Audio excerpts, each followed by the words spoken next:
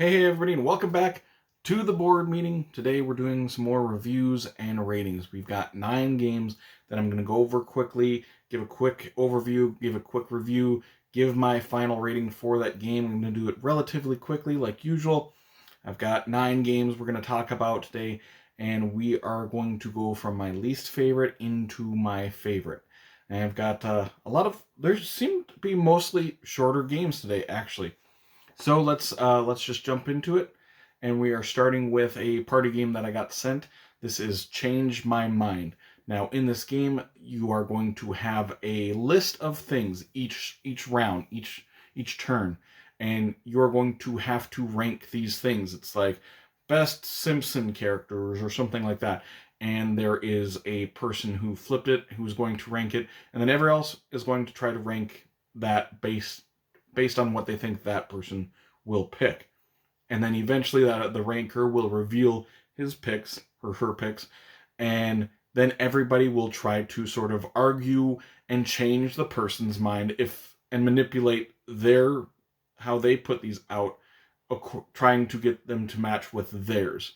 After the person's finally like, nope, this is my final ranking, then you flip them over, and whoever's got the closest to that person's ranking gets the card, and you go until I think someone gets 5 cards, and then that person wins. This one's going to get a 5 from me. It is a party game that my group just didn't acclimate too much. They didn't really seem to like it much. I've played games like this one, and to me it was like, it's 2024. People don't change their mind about much anymore. People are pretty stubborn, sticking with what they have. But it's going to get a 5 rating from me, but I don't think it's necessarily a bad thing. I would say this is almost like not even a game. This is more of like a situational, like, conversation starter with people. Like, if you want to have like an activity when you have like a party going on and stuff like that, play this game and your group is probably going to have a pretty good time. But it's not one that I would bring to like my game group, who all my friends like Euro games. I'm not going to bring this game to them, but I'm going to bring it into that party environment and have a good time. For me, it wasn't really for me, but I could see some people enjoying this activity of a game. So yes, a 5 rating for Change My Mind. Going to the next game. The next game is Civ, Carta, Impera, Victoria. This is a very quick civilization building game where you are going to be playing out cards from your hand that are different types of cards, like the military and economy and science and stuff like that. And as soon as one person has, depending on player count, like 7 or 8 of one type of card, they win the game. The cards themselves don't really say anything on them. They're either like the military card or economy card or whatever. And as soon as you got, so many of these, you win the game. But on your turn, you can play one of these cards out, but then you can also discard a card to do a special ability. Whichever, that card type that you discarded is going to have special ability. Also, if you have so many of certain card types, if you have like 3 of this card or 5 of this card, you're going to get some kind of special ability from having that. And it's going to get a 5.5. There's nothing inherently wrong with this game. It's just fine. But I didn't have that much fun with it. I didn't think the abilities were that fun. The game ending isn't that much fun. It's like, oh, this person's got almost enough to win, and if they draw a card that they need, well, they're gonna win. It doesn't have that much tension in it because it's so fast. So yeah, it's gonna get a 5.5 rating for Civ. Going to the next game. The next game is also a short game. This is Wonderwoods. This is a deduction sort of game. In this game, you are going to be placing out these baskets on these types of mushrooms. The first person who places out a basket on that type of mushroom for that game, for that round, is going to get one of the mushrooms. The second person is going to have to place 2 baskets, and you only have a limited number of baskets each round to place these on. So the second person is going to have to place 2 to get 1 mushroom. Third person is going to have to place 3 to get 1 mushroom. But at the end of the round, whoever has the most baskets on one spot is going to get a bonus mushroom. Now, how much these mushrooms are worth is where the deduction part of it comes from. You have a hand of cards, 4 or 5 cards in your hand, and the cards in your hand tell you a point value for those mushrooms, but it tells you what those mushrooms are not valued at. So if you have this type of mushroom and you have the 1, you know that that mushroom is worth more than 1, because the points, they're either worth 1, 3, 5, or 7. And if you have, like, say, the 1 and 3 of this type of mushroom, you know that that mushroom is either going to be worth 5 or 7. Throughout the game, you might learn some more information from other people, because they can show a certain type of card to get more baskets for future rounds. This one's going to get a 6 rating. The game is fine, but it's a deduction game that's super, super fast. By the time you have, like, full information, the game's pretty much over. So it's kind of just guesswork for the first couple rounds, and the game is only going to take, 3 or 4 rounds, and it takes that long for you to get the information that you need. So it's mostly guesswork, but you can deduce a few things on your turn. So it's going to get a 6 rating. Going to the next game. The next game is also a small card game. This is Elements. This is a game that my friend showed me that I'd never heard of. In this game, you're going to get a hand of cards, and the cards they're numbered from 2 to 6. And there are a couple cards that are left out of the game, so you don't have perfect information of what the other person has and everything. So on your turn, you're going to place out one of these cards into this line, adding to this line. And what you're trying to do is get at or below whatever that line is. And a person on their turn can either play out a card or they can knock, which means it ends the round. Now, if they are below that line and you are not, they win that round and they get 2 points.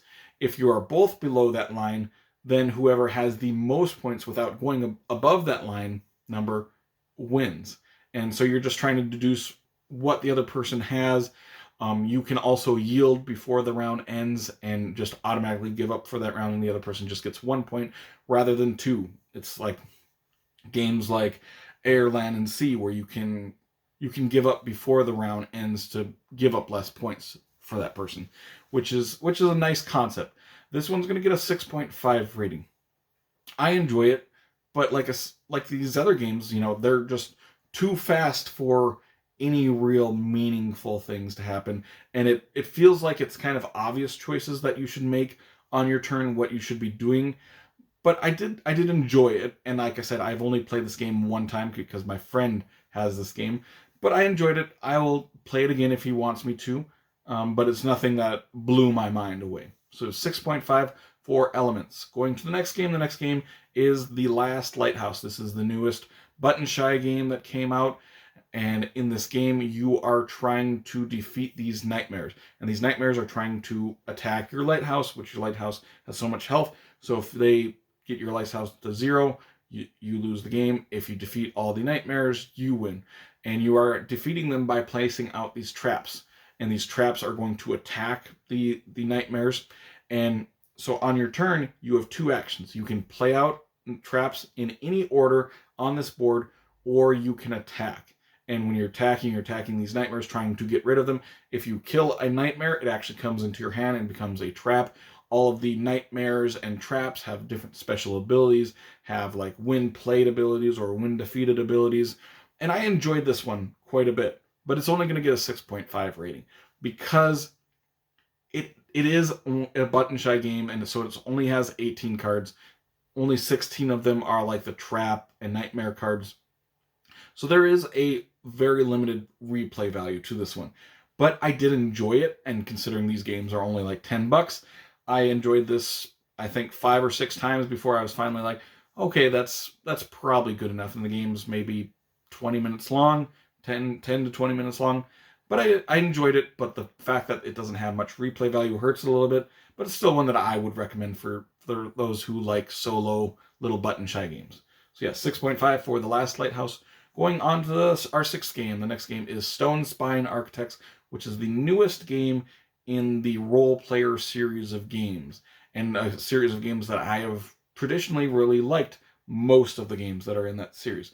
In this game, you are building out a dungeon, and the dungeon is a 4x4 grid of cards.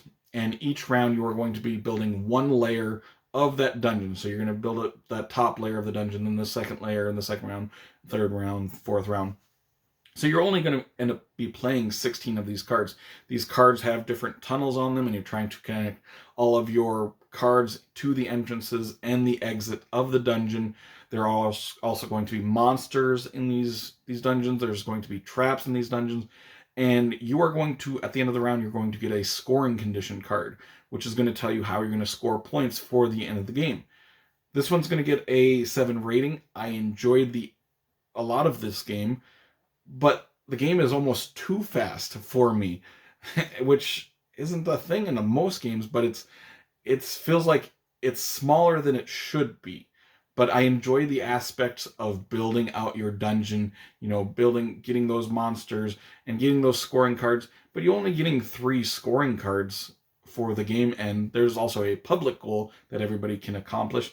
But those scoring cards, you're only going to get 3 of them. So it doesn't feel like I have long enough time to try to build towards these scoring cards. And if I just don't get the cards that I need, you're kind of out of luck, which is most games, I guess.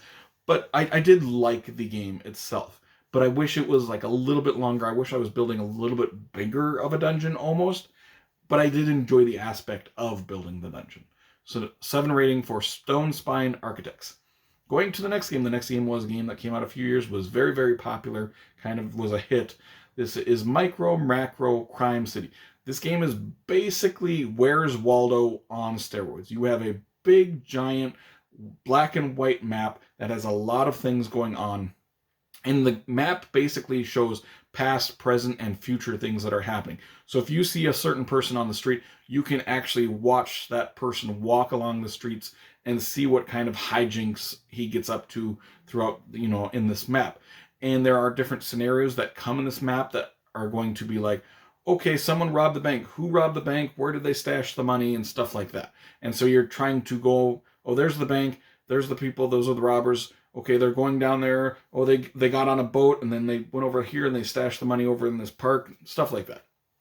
And I enjoyed it. This one feels more like an activity than a game, sort of like Change My Mind.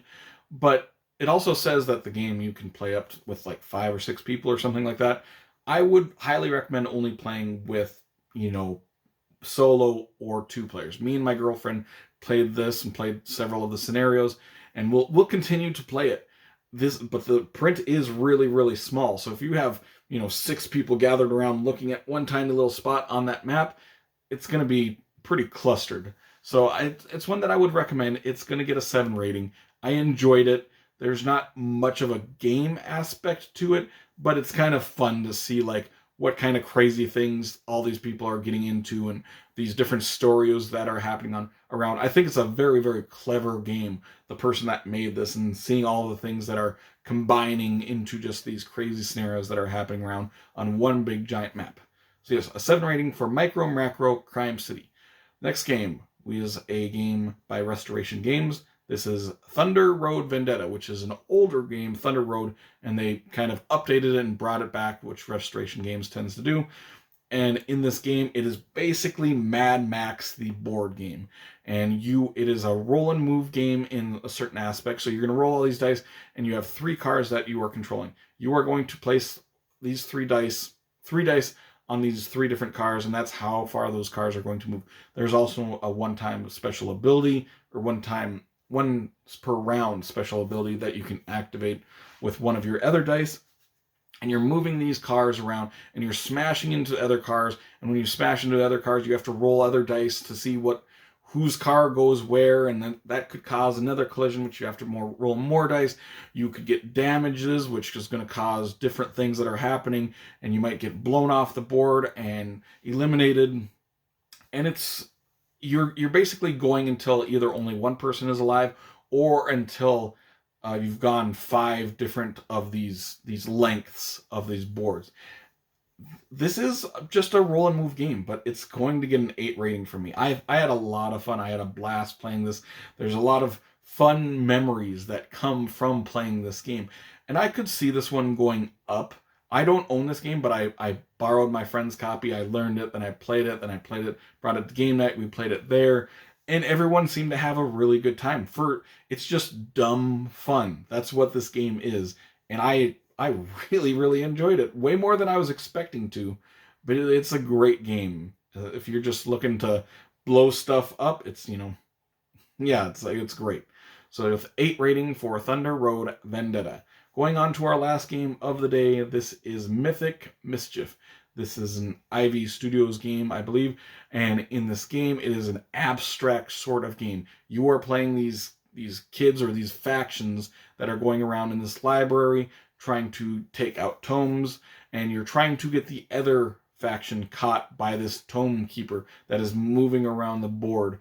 And on your turn, you're going to be using these dice as your actions, and you have so many move per turn. You have so many manipulating the other players, and every faction has their own tweaks to these different abilities that are happening. You can move barricades around, which is gonna cause the tome keeper to move in a different direction.